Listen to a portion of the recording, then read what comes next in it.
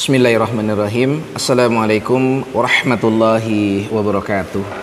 Anak-anakku sekalian, kelas 10 Madrasah Aliyah Negeri 3 Palembang pada khususnya, pada pertemuan kali ini kita akan berbicara tentang kedudukan hadis terhadap Al-Quran serta fungsi-fungsinya. Sebagaimana yang sudah kita pelajari pada semester 1, itu hal-hal yang pengantar tentang ilmu Al-Quran. Apa itu Al-Quran?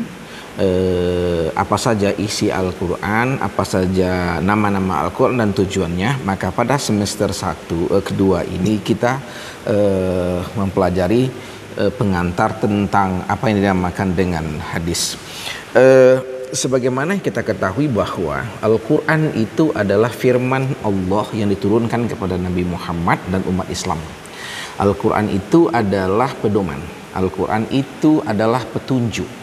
Al-Quran itu sebagai pedoman, sebagai petunjuk, masih dalam bentuk teori, masih dalam bentuk konsep, masih dalam bentuk mentah. Belum ada contoh pelaksanaannya, belum ada juga petunjuk bagaimana melaksanakannya.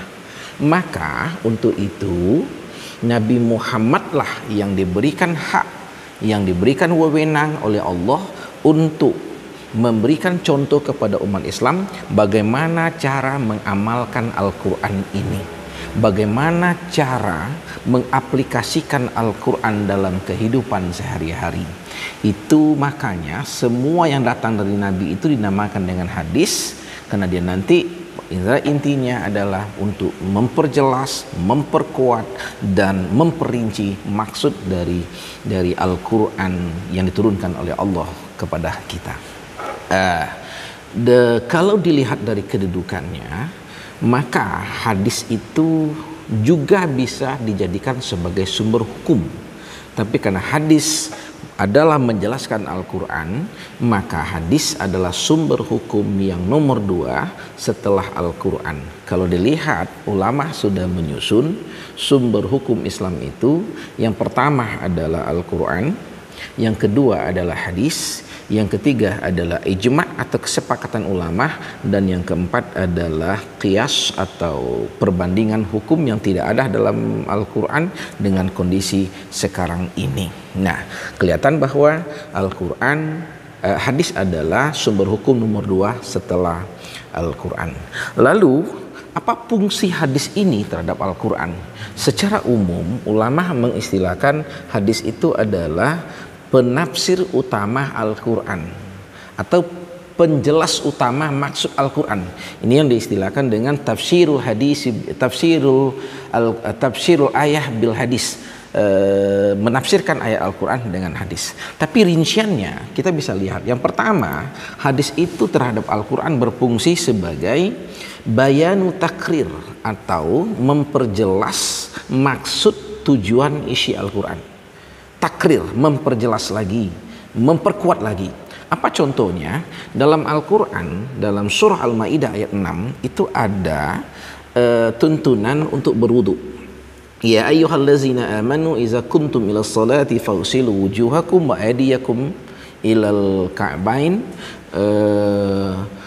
Hai orang yang beriman, apabila kamu ingin melaksanakan sholat, maka basuhlah wajahmu, kemudian tanganmu sampai ke kedua sikumu, kemudian juga wamsahu biru'usikum, basuh sebagian kepalamu. Ayat ini adalah tuntunan berwudu, dan ini jelas. Nah, tapi kemudian Nabi Muhammad memperinci, memperjelas lagi fungsi wudu itu dalam sholat.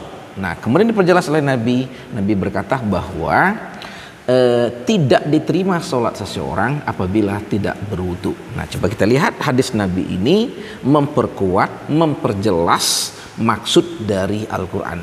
Yang seperti ini dinamakan dengan bayan takrir atau hadis menjelaskan maksud Al-Quran. Ada lagi yang dinamakan, yang nomor 2 adalah bayan tafsir. Artinya apa?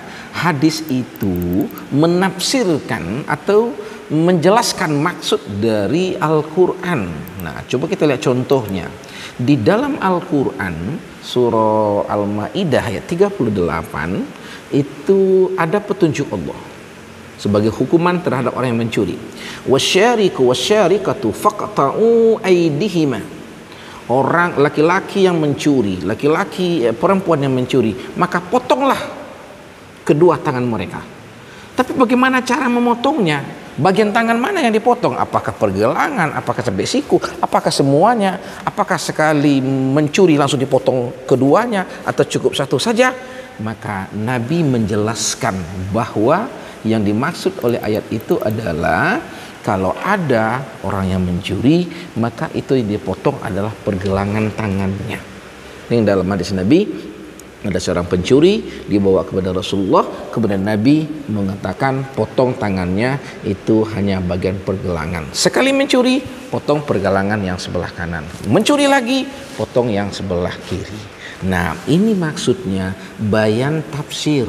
Nabi melalui hadisnya menjelaskan atau menafsirkan Al-Quran, dan banyak contohnya yang lain juga dalam Al-Quran. Lalu anak-anak sekalian, ada lagi yang dinamakan dengan istilah bayan tasrik. Apa tasrik? Tasrik itu syariat. Bayan tasrik itu adalah Nabi Muhammad diberikan hak oleh Allah untuk menentukan suatu syariat baru yang belum ada dalam Al-Quran sebagai usaha untuk memperjelaskan maksud dari Al-Quran. Nah, coba kita lihat contohnya. Di dalam Al-Quran ada perintah untuk membayar zakat. Aqimus shalah wa atuz zakah. Laksanakan sholat, bayarkan zakat. Tapi rincian nantinya ada diistilahkan dengan zakat mal, ada diistilahkan dengan zakat fitrah, ada lagi sekarang ini istilah zakat profesi. Untuk zakat mal itu jelas adanya dalam Al-Quran. Tapi istilah zakat fitrah itu hanya ada di dalam hadis Nabi. Seolah-olah sepertinya Nabi Muhammad bikin satu syariat baru, yaitu apa? Zakat fitrah. Tapi sebenarnya ini adalah dalam rangka memperjelas, memperinci maksud dari ayat Al-Quran yang menyuruh berzakat. Inilah yang dinamakan dengan bayan tasyrik. Nabi Muhammad diberikan hak untuk membuat suatu hukum tersendiri walaupun tidak ada dalam Al-Quran, yang sebenarnya itu adalah untuk memperjelas Al-Quran. Makanya nanti ada syariat berhitan, ini nggak ada dalam Al-Quran, tapi ini ada. Nah, syariat berhitan ini maksudnya adalah untuk membersihkan diri, karena Allah bilang dalam Al-Quran, innallaha yuhibbul mutatahhirin. Allah mencintai orang yang bersih. Salah satu cara bersih hitan. Lalu yang kedua, kita juga bisa melihat bahwa ada syariat akikah, menyembelih kambing sebagai tanda syukur ketika dikaruniai anak. Ini juga tidak ada dalam Al-Quran, hanya Nabi yang menentukannya. Tapi walaupun tidak ada dalam Al-Quran, titik ini sebenarnya adalah untuk mengamalkan Al-Quran. Apa itu? Mensyukuri nikmat Allah Subhanahu wa Ta'ala. Nah, apabila ada ketentuan baru oleh Nabi yang tidak ada dalam Al-Quran, tapi Nabi bikin hukum baru sebagai bentuk untuk menjelaskan maksud Al-Quran, inilah yang dinamakan dengan bayan tasyri'. Contohnya itu tadi, akikah, zakat, walimatul us. Walimah itu juga seperti itu. Lalu yang keempat dinamakan dengan bayan nasyak. Bayan nasyak itu Nabi juga diberikan hak oleh Allah untuk membatalkan suatu hukum yang ada dalam Al-Quran, karena terkadang ada satu hukum dalam Al-Quran itu belum sempurna karena kondisi masyarakat, itu bisa jadi diwajibkan, tapi pada satu saat yang lain nanti itu bisa dibolehkan, atau ada pembatasan khusus oleh Nabi. Nah, membatalkan hukum yang ada dalam Al-Quran, kalau antara bisa oleh ayat tertentu dengan ayat yang lainnya, itu namanya nasikh wal mansukh. Dan Nabi pun diberikan hak oleh Allah Subhanahu wa Ta'ala. Contohnya adalah pada ayat tentang wasiat dalam Al-Quran, dalam surah Al-Baqarah ayat 180, itu Allah mewajibkan kepada setiap orang yang akan meninggal untuk berwasiat untuk anaknya, untuk ibunya. Kutiba alaikum iza khadara ahadakumul maut in tarakal khairah al-wasiyah. Diwajibkan atas kamu apabila kamu akan meninggal untuk, dan kamu meninggalkan harta, untuk berwasiat. Untuk siapa wasiat itu? Lil walidaini, untuk orang tuamu, ayah ibumu, wal aqrabina, orang-orang dekatmu, anakmu, adekmu, bil ma'ruf, dengan cara yang ma'ruf. Akan tetapi ayat ini dibatalkan hukumnya oleh Nabi ketika Nabi berkata la wasiyata lil warisin, tidak ada wasiat bagi ahli waris. Kalau ayat ini membolehkan, bahkan mewajibkan, tapi Nabi mengatakan setelah perjalanan tasrik hukum Islam lama, Nabi mengatakan tidak boleh berwasiat untuk ahli waris. Jangan berwasiat untuk ayah, untuk ibu, untuk anak, untuk adik. Kenapa? Karena mereka itu sudah dapat jatah dalam pembagian waris, dan wasiat itu adalah untuk orang yang tidak mendapat harta waris. Cara seperti ini Nabi bisa membatalkan hukum dalam Al-Quran. Ini dinamakan dengan bayan nasya. Jadi kesimpulannya anak-anak sekalian, yang pertama, Al-Quran itu berfungsi, hadis itu berfungsi sebagai sumber hukum nomor 2 setelah Al-Quran.